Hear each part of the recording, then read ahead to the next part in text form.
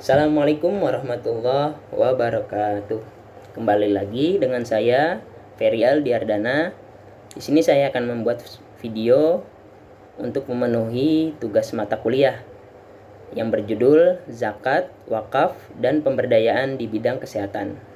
Sebelumnya izin untuk Bapak dosen mata kuliah Manajemen Pendayagunaan ZIS dan Wakaf, Bapak Dr. Haji Ahmad Dairul Jali jawab, LC MA LLM. Baiklah, sebelum saya presentasi kali ini, izinkan saya pembukaan. Bismillahirrahmanirrahim. Baiklah, zakat, wakaf, dan pemberdayaan di bidang kesehatan. Sebelum itu, dalam syariat Islam memberikan perhatian pada aspek kesehatan dan menjadikan sebagai duriyat atau kebutuhan penting, di mana menjaga jiwa ini dan tidak menjatuhkan ke dalam kebinasaan termasuk daripada zuriyatul khoms atau 5 kebutuhan penting yang harus dijaga oleh umat Islam. Bahkan wakaf kesehatan pada masa itu tidak hanya untuk kesehatan manusia, ada juga yang diberikan untuk mengobati dan merawat hewan. Sebagai respon atas pentingnya kesehatan, umat Islam pada masa kejayaan peradaban Islam memberikan perhatian yang besar pada bidang kesehatan, yaitu dengan mewakafkan harta benda untuk pembangunan rumah sakit dan klinik untuk mengobati dan merawat para pasien serta lembaga pendidikan kedokteran untuk mencetak tenaga medis. Baik, di sini beberapa poin. Yang pertama itu ada pengertian, tujuan, dan ruang lingkup kesehatan. Kesehatan merupakan salah satu tujuan wakaf yang bertujuan untuk menjaga agama, jiwa manusia, dan akal. Wakaf kesehatan juga diharapkan dapat berkontribusi dalam menjaga ibadah, karena hanya orang yang sehat yang mampu melaksanakan ibadah dengan baik. Sementara itu, zakat merupakan bentuk kasih sayang kepada sesama. Harta zakat, infak, dan sedekah harus langsung disalurkan kepada masyarakat yang berhak ataupun yang biasa kita sebut mustahik.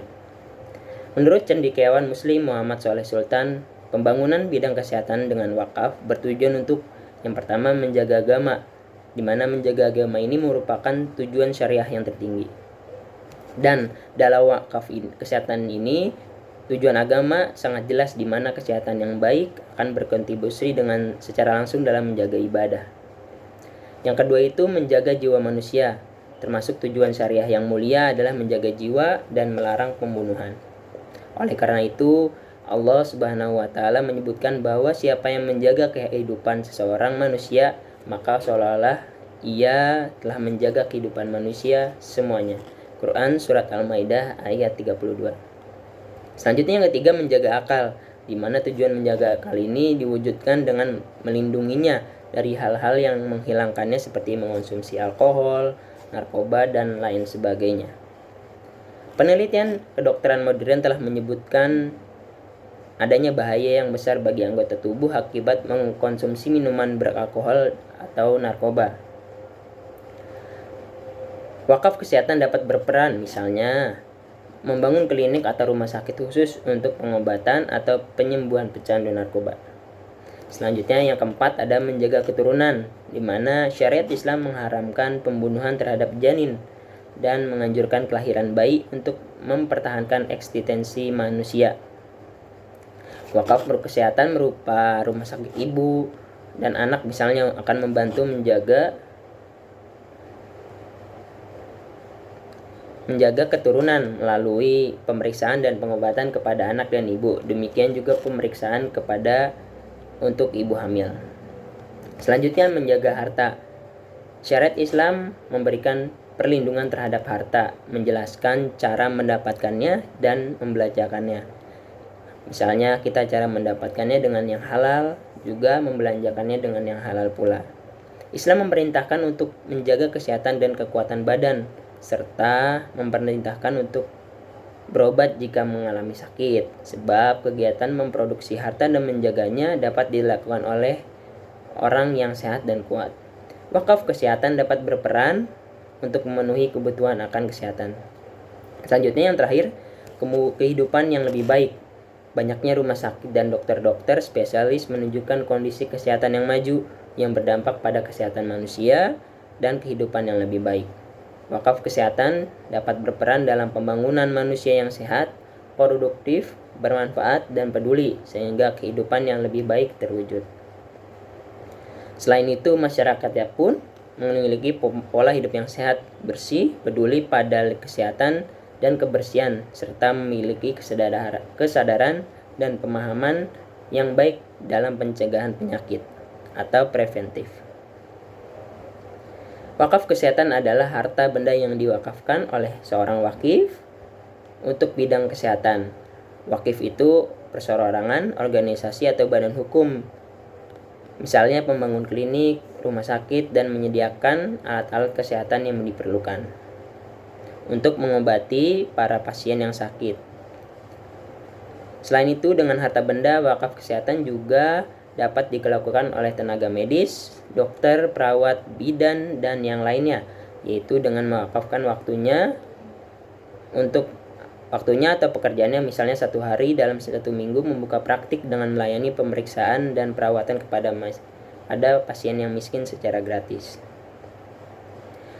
Di sisi lain, layanan kesehatan perlu didukung oleh pendanaan infrastruktur kesehatan yang terintegrasi. Namun, hal tersebut membutuhkan anggaran yang besar dan negara juga belum mampu mencukupi semua kebutuhan tersebut, sehingga dibutuhkan keterlibatan dan peranan masyarakat untuk meringankan beban keuangan negara. Salah satu upayanya yang dilakukan adalah optimalisasi wakaf. Wakaf menjadi penopang tegaknya peradaban Islam di masa lampau, termasuk dalam mendorong kemajuan sektor kesehatan. Kontribusi masyarakat dalam bidang kesehatan dapat diberikan melalui wakaf kesehatan. Wakaf kesehatan adalah harta benda yang diwakafkan baik perseorangan atau badan hukum yang diperuntukkan dalam bidang kesehatan. Pengalaman pendayagunaan zakat dan wakaf. Pengelolaan dana wakaf kesehatan dapat digunakan untuk membangun rumah sakit, penyediaan obat, dan alat kesehatan. Dari gambaran di atas yang sudah saya sebutkan, di tengah polemiknya disahkannya Undang-Undang Kesehatan, terdapat potensi alternatif pembiayaan dan pembangunan infrastruktur kesehatan dalam peningkatan pelayanan kesehatan, yaitu melalui instrumen keuangan sosial Islam berupa wakaf di bidang kesehatan.